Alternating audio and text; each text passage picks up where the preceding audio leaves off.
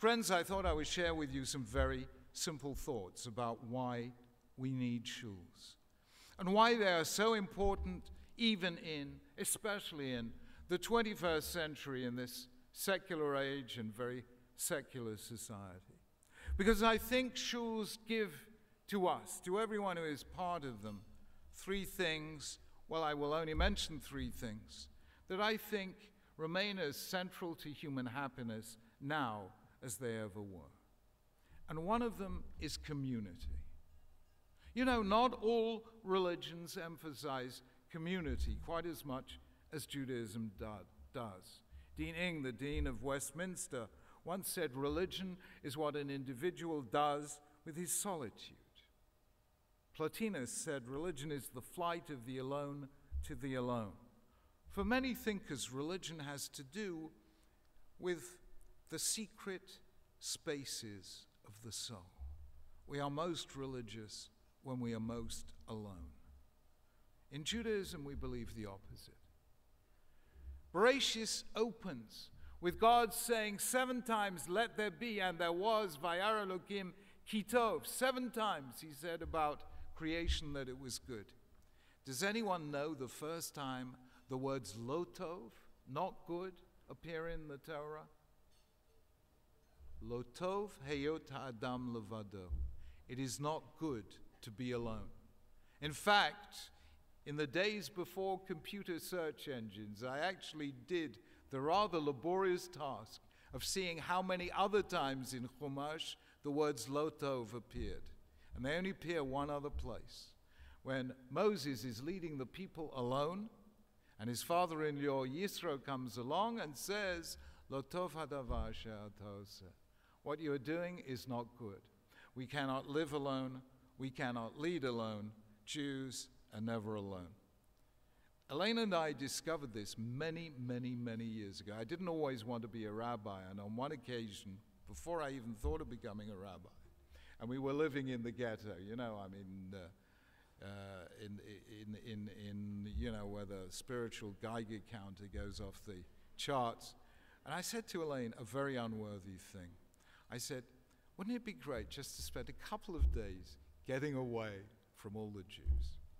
So we went somewhere in the middle of nowhere where we thought, we'll get away from all the Jews, just be alone. And nachtige Tug. You know what we found? The whole place was full of all the Jews who were trying to get away from all the other Jews. We spent 2 whole days trying to avoid eye contact.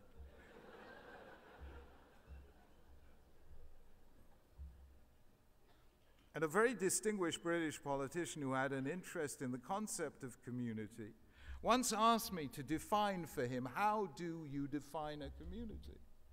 And I said to him, you know, I travel many places around the world and I talk on many different subjects, and when the talk is over and we're relaxing together with the audience, they all come up and ask me questions. And wherever I am and whatever I've talked about, it's always the same question. Do you know who I am? You know, my mother used to play bridge with your aunt 3 times removed, or my neighbor's daughter used to babysit for your, you know, 2 Jews meet as strangers and part as mishpacha, you know. And on the basis of that, I said to him, you know how I define community? It's the place where they know who you are and where they miss you when you're not there. And we have that in the Jewish community because of our Schules. In a way, I wonder whether many other communities do. I think it's something rare and even unique. We had a friend who on his way back from shul one evening, Rahman al-Islam was attacked in the street by some rowdy guys. They knocked his hat off, hit him, knocked him to the ground. And he went home very traumatized. And a couple of days later, the police came to take an account of the incident. And he said to the police, I know this will sound strange, but I don't want to press any charges. Because that attack showed me what I never realized before. You can imagine what happened. That next morning, he's not in shul. And people want to know, where is he? And they find out what's happened. So one after the other of all the members of the shul come round visiting, give him food, give him chicken soup, give him all the ladies' lashon hara from shul. And this man is surrounded by a web of friendship that he never realized he had because he never particularly needed it before. And yet, of course, he would have been one of the first to do just that for somebody else if they had had a difficulty. And that, for me, is the strength of community, which you will find more intensely in a shul than maybe anywhere else in the world. Community is where our joys are doubled and our griefs are halved because we share them with others. And that is the first blessing, and we still need it. There was a little research done just a little while ago. I don't know if you saw this. It was published in the British press. Facebook. You know, listen, Sam, I'm not that computer literate, I'll be honest. That's what we have children for, isn't it? They do the tweeting. Ich weiß was. What is a tweet? I honestly don't know.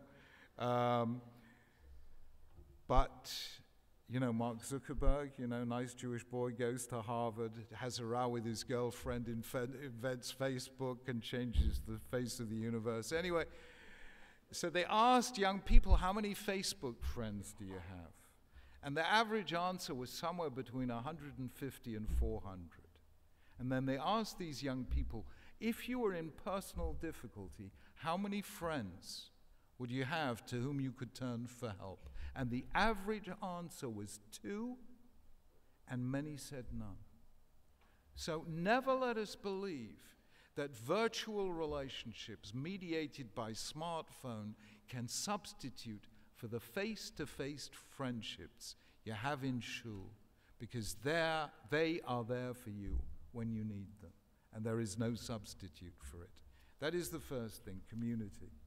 The second thing that shul gives us is, I don't know how to explain this, because in Australia you have slightly more responsible bankers than we have in Britain and America. So did you have a crash in August 2008? A little one, a mini one. We had a mega crash.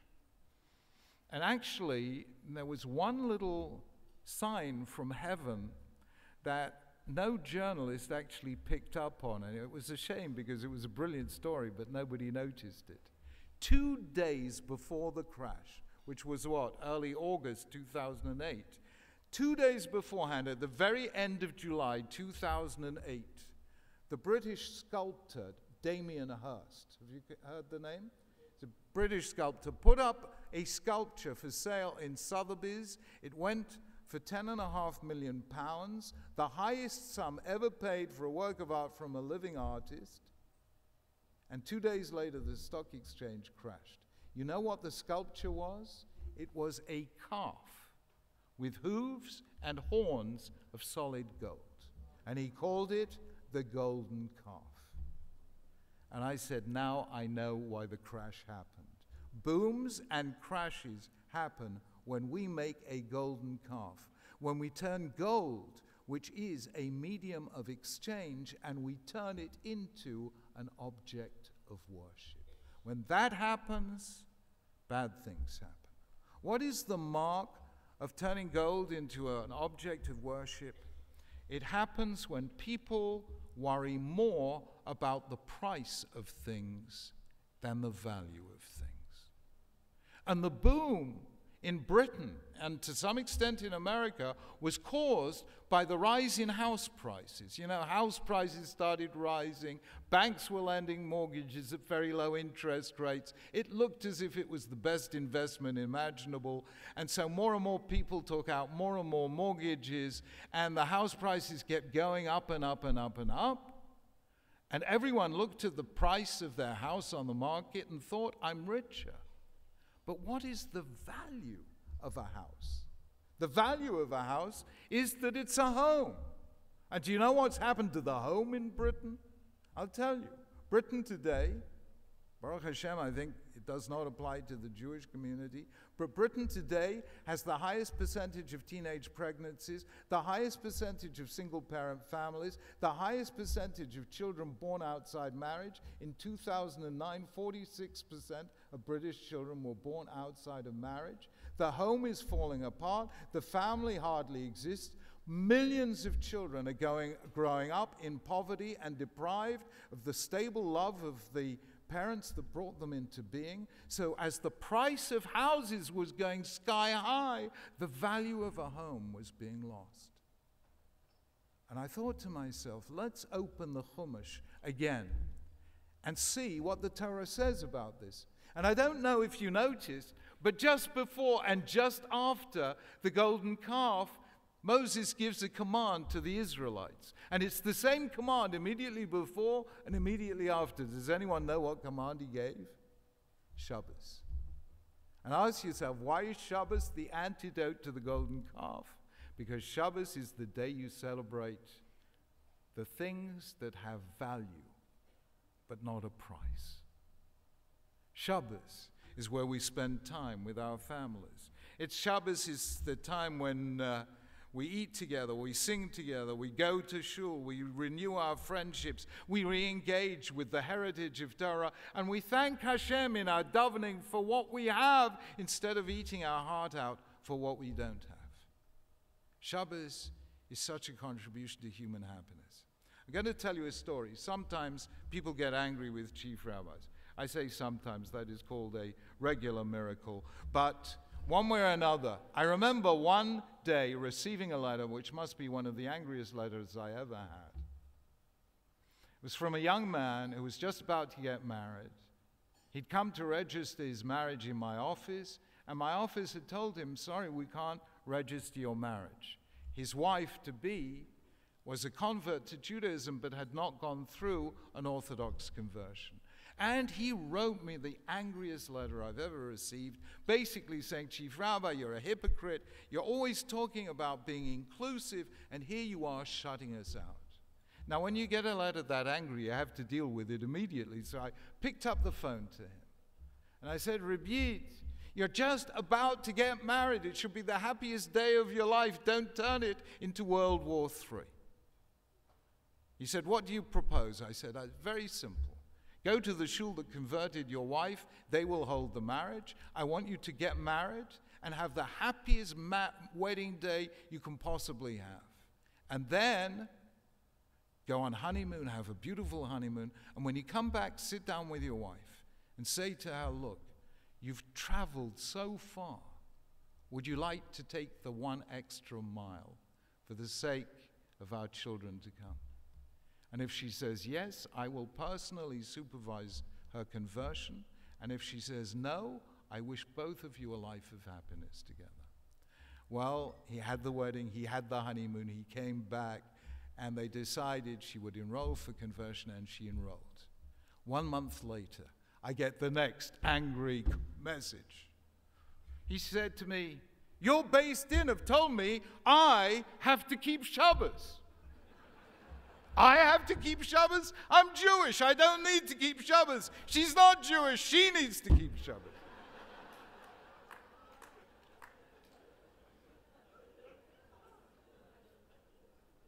I said to him, do me a favor. Do me a favor. For the sake of having a nice Jewish home, keep your wife company. Keep Shabbos. Very, very grudgingly he agreed.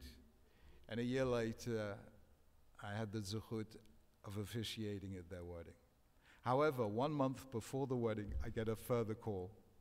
Chief Rabbi, I got to come round and see you. And I thought, what's he going to say now? And he came with his wife, and by now they had a little child. And I'm waiting for what he's going to say, and he said this, Chief Rabbi, I just wanted to come to thank you for bringing Shabbos into my life. Until now, I've been a workaholic. I worked 7 days a week. But now, thanks to the fact that I keep Shabbos, I have time for my wife, time for my child, time to make friends, time to be part of a community. And you know what? The work gets done in 6 days. It doesn't need 7 after all. and I saw how Shabbos can transform a marriage. And that is the second blessing of happiness you get from a shul. And finally, the third. Let me tell you something. There is an element that contributes to happiness that nobody talks about these days. And yet, scientific research has shown it is one of the most important components of our happy life. And do you know what that is? Giving. We all read about earning, but actually, happiness is made not so much by what we earn, but by what we give.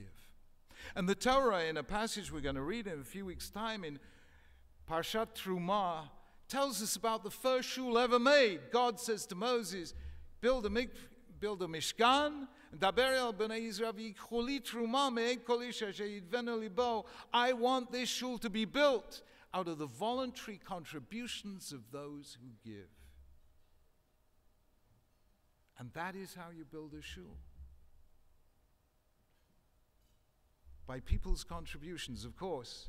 You know the famous story about the cow and the chicken who are walking along the street one day, and they pass a restaurant saying, steak and eggs tonight. And the chicken says to the cow, hey, we're starring tonight. And the cow turns to the chicken and says, yes, but with one difference. From you, they want a contribution. From me, they want total commitment. But I am always minded of the very wise words of one of the great Anglo-Jews there ever was, the great Victorian philanthropist Sir Moses Montefiore. Sir Moses Montefiore made a very smart career move. He married a Rothschild, which allowed him to retire at the age of 40 and live for the rest of he lived to be 101, and the rest of his life he devoted to philanthropy and charitable causes and being a leader of the Jewish people. And Moses Montefiore was once at a reception, a party, and somebody came up to him and said, Sir Moses, what are you worth? And Moses thought for a little while and gave them a figure, and the young man said, Sir Moses, I know you're worth 10 times that amount. And Moses Montefiore turned to him and he said, you didn't ask me, how much do I own? You asked me, how much am I worth? So I gave to you the figure I've given so far this year to tzedakah. Because, he said, we are worth what we are willing to share with others. And that is the third thing that a shul encourages us to do, to give. So in 3 ways, a shul is a great source of blessing to our lives, many others as well. But number 1, by helping us be part of a community. Number 2, by bringing Shabbat and the Chagim into our lives.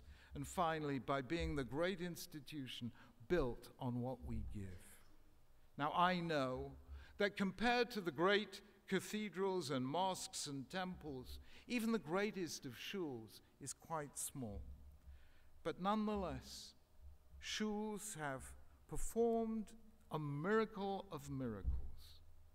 Through its shuls, the Jewish people has survived and sustained its faith through 2,000 plus years of exile and dispersion. It became the home of a homeless people and the place where Jews, all of those generations who came before us, and every place to which we were scattered, where Jews joined their voices together to become part of that great choral symphony, which is the Jewish people's song of thanks to God.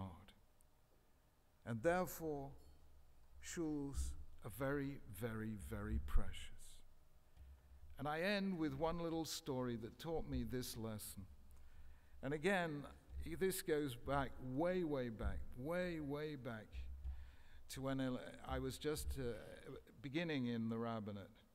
And, you know, one of the great things about living in England is the miserable weather, especially in the winter. And one winter was so totally miserable. I said to Elaine, for the first time in our lives, let's go somewhere where it's sunny in the winter. Let's go to Eilat. We had never been to Eilat. And the people in our shul said, Rabbi Sachs, I don't think you should go to Eilat. It's not tremendously rabbonish. You know, the dress code is not, according to the Shulchan Aruch, there's not a huge amount of tznius. Don't go to Elad, it's not Rabbonish. But we went, and they were right. I spent the whole week with my glasses off, bumping into things. And I said to Elaine, you know, what's something we could do in Elad which is vaguely Rabbonish? And we looked around, and there we saw, I don't know if they still have them in Elad, those glass-bottom boats, you know, where you go and you see the beautiful fish. And we went on this glass-bottom boat, and the captain happened to overhear us talking. We were talking in English. We were almost the only people on the ship. And he rushed over very excitedly. He said, Atemi Anglia, you're from England? We said, yes. Why do you ask? He said, oh, just come back from a holiday in England. You must understand this is 30 years ago. I think Elad is probably more built up now. But then it was, you know, just a few hotels in the wilderness, surrounded by this barren landscape. And this boatkeeper had just come back from a holiday in England. And we said, how did you like England? And he said, oh, wonderful. He said, the grass, so green. The buildings, so old. The people, so polite. And then he stopped for a moment, and he looked around him at all these barren desert hills, and a huge smile covered his face. And he looked around and he said, Aval zeh shelanu. But this is ours. Friends, there are great, great religious institutions in the world, but we look at a shul and say, Aval zeh shelanu. This is ours. May Hashem continue to strengthen the East Melbourne Shul and the whole of Metropolitan Melbourne Jewry. May Hashem continue to bless all you do. And may the Shul itself continue to bring blessings into the lives of all who join you in thanksgiving and prayer. Thank you very much indeed.